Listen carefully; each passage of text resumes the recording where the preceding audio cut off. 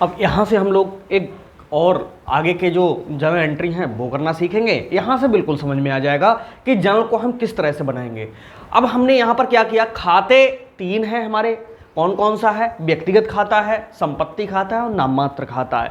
व्यक्तिगत खाता को आप कैसे करके पहचानेंगे? उसमें नाम होगा, चाहे स्कूल का नाम हो, बैंक का नाम हो, किसी की पूंजी हो, किसी संस्था से लेन देन हो, किसी का अदत्त हो, जैसे राम है, श्याम है, ठीक है, कोई कॉलेज का है। संपत्तियां कैसे समझेंगे? जिसमें फर्नीचर है, रोकड़ है, बैंक में है, भूमि है, भवन है, इन सब के नाम आएंगे तो वो कौन सा संपत्ति खाता होगा।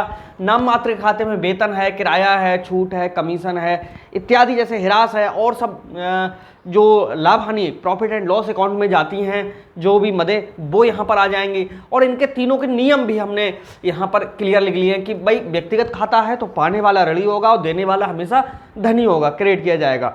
और संपत्ति खाते की अगर बात आएगी तो आने वाली संपत्ति को डेबिट करेंगे और जाने वाली को हम क्या करेंगे, क्रेडिट करेंगे। लेकिन नाम मात्र का जब खाता आएगा तो वहाँ पर व्यय और हानि को हमें डेबिट करना है, आय और लाभ को हमें क्रेडिट करना है। तो इस तरह से 1-2 क्वेश्चन में और हम आपको ये रूलिंग सिखाएंगे। इसके बाद धीरे धीरे सब सीख जाओगे, क्योंकि जर्नल एंट्री करते जाएंगे तो सब समझ में आता जाएगा। और जो लोग ग्रुप से जुड़े हुए हैं तो उनके लिए तो वहाँ होमवर्क जब जाएगा तो वो जब इन्हीं से मिलता जुलता होगा, जब वो करेंगे तो वो खुद देख देख करके करेंगे कि हाँ कैसे होता है। तो 2 दिन के अंदर ये समझ में आ जाता है। अब यहाँ से मैं बताऊँ आपको कि मैं जर्नल एंट्री करना देखो सिखा रहा हूँ किस तरह से आगे की जर्नल एंट्री करेंगे। देखो सीमा को 2000 रुपये दिए। अब दिए किसने, ये बात छुपी हुई होती है। जब हम व्यापार कर रहे होते हैं और हम कह रहे हैं सीमा को दिए, तो पूरी कॉमर्स पढ़ते समय अपने आप को आप लोग व्यापारी समझो। कॉमर्स जल्दी समझ में आएगी, इजी लगेगी। अब सीमा को 2000 रुपये दिए तो भैया देखो यहाँ पर सीमा और 2000 रुपये 2 खाते हैं। सीमा व्यक्तिगत खाते में आ गया, प्राप्त कर रही है, इसका मतलब है पाने वाला है, डेबिट होगा। और 2000 रुपये जब हम किसी को देंगे तो हमारे व्यापार से जाएंगे तो वो वहाँ पर क्या होंगे, जाकर के क्रेडिट होंगे। तो एंट्री किस तरह से बनेगी, पाने वाला ऋणी यानी सीमा डेबिट, क्या जा रहा है, कैश जा रहा है तो टू कैश अकाउंट। नरेशन में लिखेंगे being cash given to Seema. Okay, देखो बुक में क्या होता है, जब हम अपनी तरफ से एंट्री सिखा रहे हैं तो आपको इजी लगेंगे क्योंकि वो सिस्टम से आएंगे। बुक में क्या होता है, कोई एंट्री कहीं की उठाएंगे, कोई एंट्री कहीं की उठाएंगे, इसीलिए बुक से टफ लगता है और जो टीचर का पढ़ाया हुआ है वो सरल लगता है। अब यहाँ पर 2000 रुपये हैं, आप भी डाल दो यहाँ 2000 and here also amount will B 2000। अगला है रीता से 1000 मिले। अब देखो अब क्या हुआ, अब ठीक उल्टा हो रहा है। ठीक उल्टा हो रहा है, एक तो रीता है और दूसरे 1000 मिले हैं, तो रीता व्यक्तिगत खाता हो गया। रीता से मिले तो हम ही को तो मिले, यानी यहाँ पर रीता पेमेंट दे रही है हम लोगों के लिए। जब हम लोगों के लिए दे रही तो इसका मतलब है कि पैसा हमारे बिजनेस में आ रहा है। और कितना आ रहा है, 1000। तो यहाँ पर हम बता दें देने वाला देखो धनी होता है तो रीता इस बार क्रेडिट हो जाएगी, और जो 1000 रुपये हमारे व्यापार में आ रहे हैं तो वो डेबिट हो जाएंगे। यानी इसकी ठीक उल्टी एंट्री हो जाएगी, कैश अकाउंट डेबिट टू, कौन दे रहा है, रीता। नरेशन लिखेंगे बीइंग पेमेंट रिसीप्ट, ठीक है। फ्रॉम रीता लिख सकते हो, ना लिखो कोई फर्क नहीं पड़ता। कितने, 1000 रुपये और 1000 रुपये। इस तरह से आपने देखा देने की एंट्री और प्राप्त करने की एंट्री ठीक एक दूसरे की उल्टी हुई। कैश दोनों में रहा क्योंकि रुपए पैसे का लेन देन हुआ, ठीक है। तीसरी एंट्री देखो, 50,000 रुपये में भूमि खरीदी। अब भैया देखो 50,000 रुपये में भूमि खरीदोगे तो यहाँ पर हम आपको बताएं कि भूमि आएगी और पैसे जाएंगे। दोनों कौन से अकाउंट हैं, संपत्ति अकाउंट हैं। आने वाली को डेबिट कर लो, जाने वाली को क्रेडिट कर लो, वेरी सिंपल है। कठिन कहाँ है, भूमि खरीदोगे तो भूमि को अंग्रेजी में कहते हैं लैंड, लैंड अकाउंट डेबिट, और क्या जाएगा, रुपया जाएगा तो टू कैश अकाउंट। नरेशन में लिखेंगे बीइंग लैंड परचेज्ड। कितने रुपए की भूमि खरीदी है, 50,000 की, और यहां पर भी 50,000 की। यानी क्या आया और क्या गया, भूमि आई तो डेबिट, कैश गया तो क्रेडिट। दूसरी वाली लाइन क्रेडिट की चल रही है, पहली वाली लाइन किसकी, डेबिट की चल रही है। तीसरा है 300 रुपये छूट मिली है। अब ये देखिए थोड़ा हम नॉमिनल अकाउंट की ओर भी बढ़ते हैं। हमने पर्सनल अकाउंट देखा और रियल अकाउंट, संपत्ति अकाउंट देखा, अब नॉमिनल 300 रुपये छूट मिली। अच्छा, अगर आपसे कोई कहे कि हम आपको छूट दे रहे हैं, इसका मतलब आप क्या समझते हो, आपके लिए अगर किसी को 1,000 रुपये पेमेंट करना होता, अब आपको उसकी जगह कितना 300 ही रुपये कम घटा करके पेमेंट करना हो रहा है, यानी 700 ही पेमेंट करना हो रहा है। तो 300 रुपये का क्या हो रहा है यहाँ पर फायदा हो रहा है। क्या लिखा है? छूट मिली। ठीक है, तो छूट में क्या मिलता है? पैसे ही तो मिलते हैं। तो यहां पर हम आपको बताएं, एंट्री बनेगी जाकर के cash account debit to discount account, narration में बीइंग डिस्काउंट रिसीव्ड। ओके, कितने रुपए छूट मिली है हमें? 300 रुपए और 300 रुपए। ठीक, ये एक एंट्री समझने की थी। छूट मिली, इसका मतलब है कि हमारा फायदा हुआ, और जहां फायदा होगा तो यहां पर ये देखो लिखा हुआ है आय और लाभ को क्या करेंगे? क्रेडिट करेंगे। तो भैया हमारा फायदा हो रहा है, लाभ हो रहा है, कितने रुपए का? 300 रुपए का, इसीलिए 300 रुपए किस में गए? क्रेडिट में गए, डिस्काउंट के नाम से क्रेडिट में गए।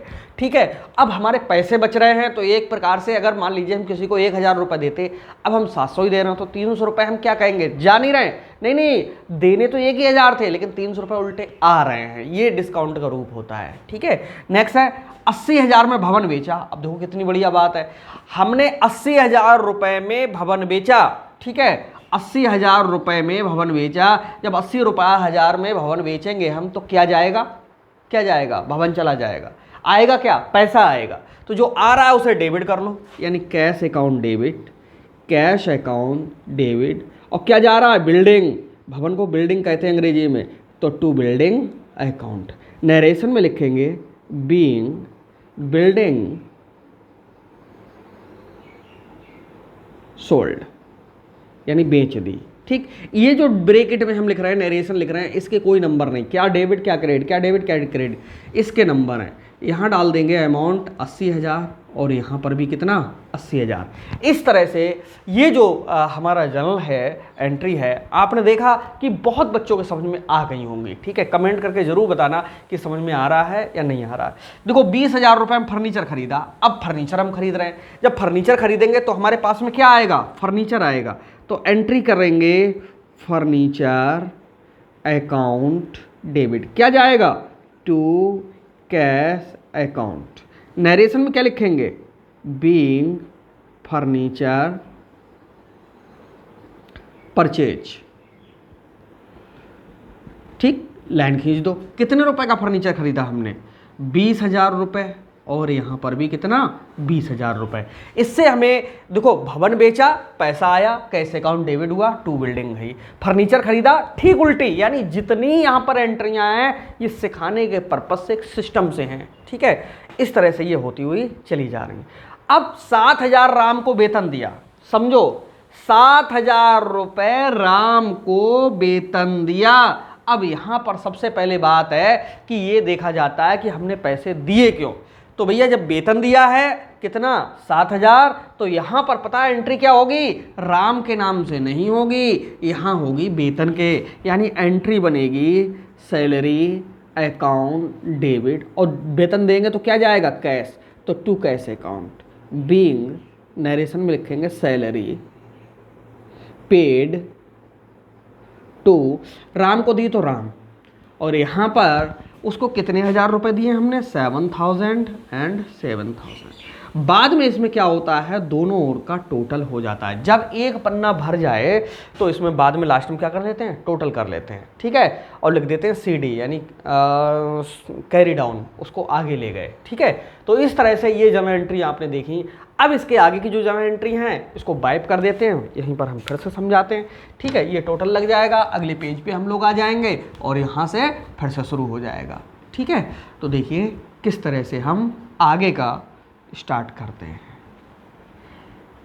एक ही वीडियो से, अगर आपने इस वीडियो को शुरू से लेकर के लास्ट तक देखा है तो जर्नल का बहुत बड़ा पार्ट आपके समझ में आ जाएगा, 100% आ जाएगा, बच ही नहीं सकता है। क्योंकि इस सिस्टम से इसको लेकर के चले थे कि जहाँ थोड़ा सरल, फिर उससे कठिन, फिर उससे कठिन, और फिर उससे कठिन। और हमारे यहाँ तो वैसे ही न्यूमेरिकल बच्चे 3-4 दिन में सारे सीख ही जाते हैं। अब हम बात करेंगे अगला, 1,000 रुपये बिजली व्यय के चुका है। भैया बिजली व्यय कौन से में पहुँचेगा? नाम मात्र में पहुँचेगा, क्यों? खर्चा है। तो क्या होता है बिजली व्यय? Electric, ELECTRIC, electric charge debit, और बिजली बेच चुका होगे तो कैश देना पड़ेगा टू कैश अकाउंट। क्यों, किसी को पेमेंट करोगे भैया तो कैश जाएगा, और कैश जाएगा, कैश संपत्ति होता है, तो जाने वाले को हमेशा क्या करेंगे, क्रेडिट करेंगे। बीइंग एक्सपेंसेस, सीधे लिखो पेड, यानी खर्च के चुकाए, या इलेक्ट्रिक एक्सपेंसेस पेड। कितना, 1000 रुपये है, यहाँ पर डाल देंगे 1000 और यहाँ पर भी 1000। ठीक, टू को थोड़ा सा इधर हटा के लिखना है, वही अमाउंट उधर पहुँच जाती है। नेक्स्ट है, श्याम को 10,000 का माल बेचा। अब देखो बात आई, श्याम को 10,000 का माल बेचा, नगद है उधार है? जब नाम दिया हुआ हो, नगद शब्द ना लिखा हो, तो वो उधारी होता है। अब यहाँ पर 10,000 का माल पाने वाला कौन है, श्याम। रुपया आ रहा है, नहीं। जा रहा है, नहीं। रुपए पैसे का तो लेनी देन नहीं हो रहा है, सीधे बता रहे हैं श्याम को 10,000 का माल बेचा। तो भैया श्याम कौन है, व्यक्ति, पाने वाला व्यक्ति कौन होता है, डेविड होता है। ठीक है, 10,000 का माल बेचा, जब बेचेंगे तो हमें क्या होगा, फायदा होगा, यानी वो कहाँ जाएगा, क्रेडिट में पहुँचेगा। इस तरह से अपनी बुद्धि लगा लिया करो। तो पाने वाला कौन होगा, ऋणी। श्याम को माल बेचा है तो SHYM, Shyam, debit, to sales account. Narration में लिखेंगे बीइंग गुड्स सोल्ड, यानी हमने माल बेचा। कितने रुपए का माल बेचा है, देखो श्याम को 10,000 का माल बेचा है, यहाँ पर लिख दीजिए 10,000 और यहाँ पर भी लिख दीजिए 10,000। अगला है, अमन को 2,000 का नगद माल बेचा। अब यहाँ पर देखिए माल अभी भी बेचा, अब यहाँ पर उधार बेचा था और यहाँ पर क्या है, नगद बेचा है। तो जब नगद बेचेंगे तो हमें क्या मिलेगा, कैश मिलेगा, क्योंकि लिखा है ना अमन को 20,000 का है, सॉरी, का नगद माल बेचा। जब नगद माल बेचोगे तो तुम्हारे लिए नगद पैसा आएगा, यानी कैश अकाउंट डेबिट। क्यों, कैश हमारी कौन सी है, संपत्ति खाते में आता है, आने वाली संपत्ति को डेबिट करेंगे। तो जब हम नगद बेचेंगे तो कैश आएगा, तो कैश अकाउंट डेबिट। और टू क्या, सेल्स अकाउंट, बेच रहे हैं ना, सेल्स अकाउंट। कहीं पर भी माल को गुड्स नहीं लिखा जाता, गुड्स अकाउंट होता ही नहीं है।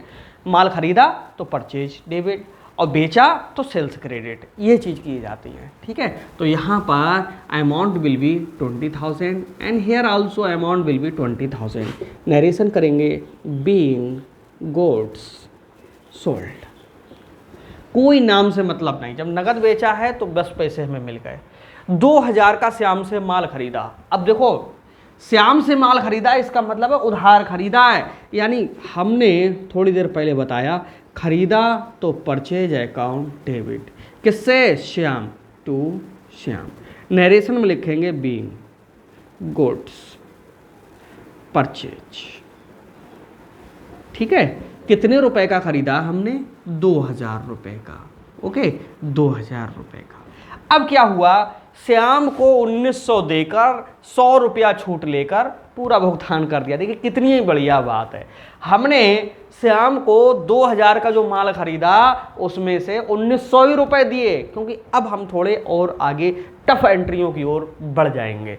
तो यहाँ पर श्याम को हमने 1900 देकर 100 रुपये छूट लेकर भुगतान किया, तो भैया पाने वाला कौन है, श्याम है। तो एंट्री करेंगे श्याम डेबिट, रुपए दे रहे हैं तो टू कैश अकाउंट।